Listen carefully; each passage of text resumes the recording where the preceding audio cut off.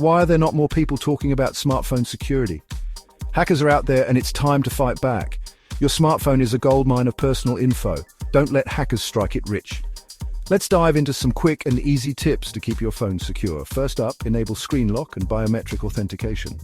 A strong PIN, pattern, or biometric option like fingerprint or face recognition keeps unwanted eyes away. Next, keep your phone and apps updated. Regular updates patch vulnerabilities and keep hackers at bay. So, when that update notification pops up, hit install. Public Wi-Fi can be a hacker's playground. Avoid using it for sensitive tasks, or better yet, use a VPN to encrypt your data. It's like a digital invisibility cloak. And finally, only download apps from trusted sources. Stick to official app stores like Google Play or the Apple App Store. It's the safest way to avoid malicious software. Stay safe in the digital world. Like this video and hit the subscribe button for more tips on securing your devices. Keep your phone safe and stay one step ahead of hackers. Thanks for watching.